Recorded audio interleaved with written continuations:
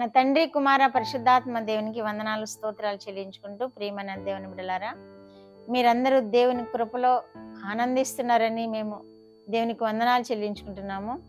ఈ దినమందు పుట్టిన దినములు వివాహ దినములు జరుపుకుంటున్న బిడ్డలందరినీ దేవుడు బహుగా ఆశీర్వదించాలని, ఈ సంవత్సరాది నుండి సంవత్సరాంతం వరకు దేవుని కృపా క్షేమములు మీకు అనుగ్రహించాలని ప్రార్థన చేస్తున్నాము. అట్టి కృప మీకు అనుగ్రహించబడును గాక. ఈ దినము దేవుడు మనకిచ్చిన వాక్యము మలాకీ గ్రంథము 4వ అధ్యాయము 2వ వచనం చదువుకున్నాం. అయితే నా నామమందు భయభక్తులు గల వారగు మీకు నీతి సూర్యుడు ఉదయించును, అతని రెక్కలు ఆరోగ్యము కలుగచేయును. కనుక మీరు బయలుదేరి క్రొవ్విన దూడలు గంతులు వేయినట్లు గంతులు వేయుదురు. దేవుడి వాక్యం ద్వారా మనల్ని దీవించును గాక. దేవుడు మనకి ఎంత గొప్ప ఆశీర్వాదం ఇస్తున్నారు. క్రొవ్విన దూడలు గంతులు వేయినట్లు మీరు గంతులు వేయుదురు అంటున్నారు. కొవ్విన దూడల గంతులు వేయడం అంటే వాటికి సకల సంతోషం అనమాట. వాటికి ఇంకేముంటుంది, ఒంటి నిండా ఆరోగ్యం ఉంటుంది, సంతోషంగా గంతులు వేస్తూ ఆడుకుంటూ ఉంటాయి. అలా దేవుని యొక్క కృప మనం పొందుకున్నప్పుడు మనం కూడా కొవ్విన దూడలు గంతులు వేయినట్లు మీరు గంతులు వేయుదురని వాక్యం తెలియజేయబడుతుంది. నా నామమందు భయభక్తులు కలిగిన మీకు నీతి సూర్యుడు ఉదయించును అని ప్రవచిస్తున్నాడు మలాకి. ఆ నీతి సూర్యుడే యేసుక్రీస్తు ప్రభువారు ఉద్భవించిన ఈ జన్మదినాలు. ఆ నీతి సూర్యుడు మనకి నీతిని అనుగ్రహించడానికి వచ్చాడు. ఆ నీతి సూర్యుడు వల్ల మనము రక్షణ పొందుతున్నాము. ఆ నీతి సూర్యుడుగా ఉన్నప్పుడు మనము ఆరోగ్యాన్ని పొందుకుంటున్నాము.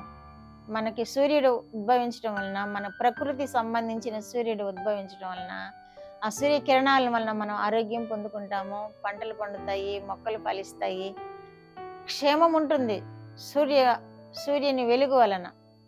అలాగే మన కొరకు నీతి సూర్యుడు ఉదయించును అని మలాకి ప్రవచించాడు. ఆ నీతి సూర్యుడిని మనము స్వీకరిస్తున్నాము, మనం అంగీకరించాము. ఆయన వలన మనకేమి లభిస్తుంది అని తెలియచేస్తున్నాడు మలాకి. ఆయన రెక్కలు మీకు ఆరోగ్యము కలుగచేయను. ఎంత ఆశీర్వాదకరమైన వాక్యం మనకి దేవుడు అనుగ్రహిస్తున్నాడు. దేవుని యొక్క ఉద్భవం వలన మనం ఎంత ఆశీర్వాదం పొందుకుంటున్నాము. యేసుక్రీస్తు రెక్కల వలన మనకి ఆరోగ్యము కలుగు చేయబడుతుంది అని మలాకి ప్రవచిస్తున్నాడు. ఇప్పుడు మనం అనుభవిస్తున్నాం కూడా ఆ ఆశీర్వాదాన్ని. ఎందుకంటే ఆయనను వేడుకున్నప్పుడు మనలో ఏ బలహీనతలు ఉన్నా ఆయన తొలగిస్తున్నాడు. ఎంతో సంతోషం. ఎందుకంటే ఏ బలహీనత వచ్చినా దేవుని కృపలో దేవుని పాదాల యొద్ద జ్ఞాపకం చేసుకుని దేవుని పాదాలు పట్టుకుని బ్రతిమలాడుకుంటే ఆ బలహీనతలన్నింటినీ దూరం చేస్తున్నాడు దేవుడు. నాలాంటి వారు అనేక మందికి అలాంటి ఆశీర్వాదాలు కలుగుతుంటాయి. ఎందుకంటే ఆయన ఆరోగ్యం కలుగు చేయడానికి లోకంలోనికి వచ్చారు. ఆయన రక్షించడానికి మాత్రమే కాదు, ఈ లోకంలో ఆయనను ఆశ్రయించిన వారికి ఆరోగ్యం కలుగు చేయడానికి ఈ లోకంలోకి వచ్చారని వాక్యం తెలియజేయబడుతుంది. కనుక ప్రియమైన దేవుని బిడ్డలారా, ఎవరైనా ఏదైనా బలహీనతతో బాధపడుతున్నారా, యేసుక్రీస్తును అంగీకరించండి, యేసుక్రీస్తును రక్షకుడిగా స్వీకరించండి. ఆయన రెక్కలు మనకు ఆరోగ్యం కలుగు చేయనని వాగ్దానం చేసిన దేవునికి మనము ఈ వాగ్దానాన్ని స్వతంత్రించుకుందాము. దేవుని వందనాలు చెల్లించుకుంటూ ఆయన ఆరోగ్యం పొందుకుందాము. ఆయనను కొనియాడుతూ ఆయనను మహిమపరుద్దాము. కనుక ఆయన వాక్యాలను మనం ధ్యానం చేస్తూ ఈ జన్మదినాలను మరి ఎక్కువగా జ్ఞాపకం చేసుకుంటూ ఆయన ఎందుకని భూమి మీదకి వచ్చారు, ఏ కార్యము నిమిత్తం ఈ భూమి మీదకి వచ్చారు మనం ధ్యానం చేస్తూ ఆ పరిశుద్ధుని యొక్క మహిమను మనము కొనియాడినప్పుడు ఆ మహిమ చేత మనల్ని ఆశీర్వదిస్తాడు. ఆ పరిశుద్ధుడు మనల్ని ఆశీర్వదించి ఆయన కృపలో మనల్ని వర్ధిల్ల చేస్తారు.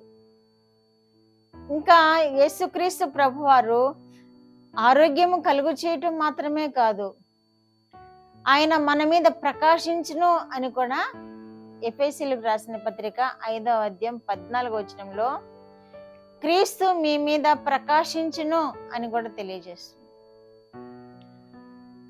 మన మీద ఆయన ప్రకాశిస్తే మనకి చీకటి అనేది ఉండదు.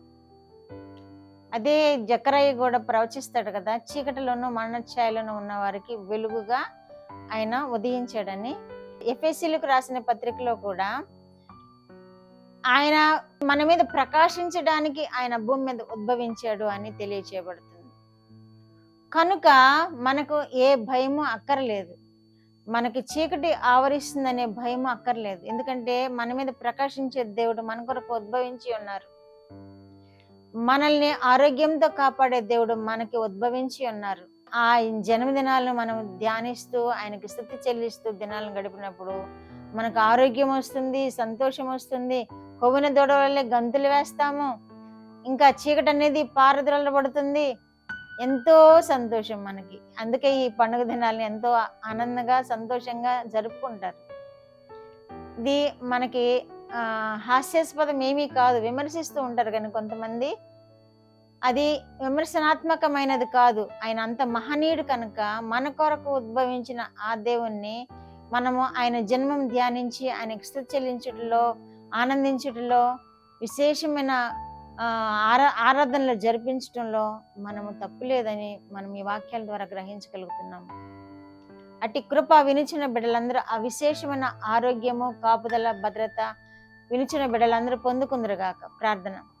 మా దేవా, మా ప్రియ పరలోక ప్రభువా, మీ పరిశుద్ధ పాదములకు వందనాలు, స్తోత్రాలు. మా రక్షకుడైన యేసయ్య స్తోత్రములు. పరిశుద్ధాత్మ దేవా స్తోత్రములు. ఇచ్చిన వాక్యం కొరకు స్తోత్రములు ప్రభువా. మీరు మా కొరకై నీతి సూర్యుడిగా వచ్చినందుకు మీకు స్తోత్రములు ప్రభువా. మీ రెక్కల వలన మాకు ఆరోగ్యము కలుగు చేస్తున్నందుకు మీకు స్తోత్రములు ప్రభువా. నాయనా, చీకటిని పారద్రోలే దేవుడిగా ఉన్నందుకు మీకు స్తోత్రములు ప్రభువా. మా మీద మీరు ప్రకాశిస్తున్నందుకు మీకు స్తోత్రములు ప్రభువా. వినిచిన బిడ్డలందరికీ ఇట్టి ఆశీర్వాదాలు దయచేయండి ప్రభువా. ఇట్టి దీవెనలతో నీ బిడ్డలు నింపండి ప్రభువా. ఈ పండుగ దినాల్లో సంతోషము, సమాధానము, నెమ్మది వారి హృదయాల్లోను, వారి కుటుంబాల్లోనూ, మానైనా వారి సమస్తములను అనుగ్రహించి మీరు మహిమ పొందమని యేసుక్రీస్తు వారి పేరిట ఈ మనవులు మీ పాదముల యొద్ద వేడుకుంటున్నాను పరమ తండ్రి. ఆమేన్.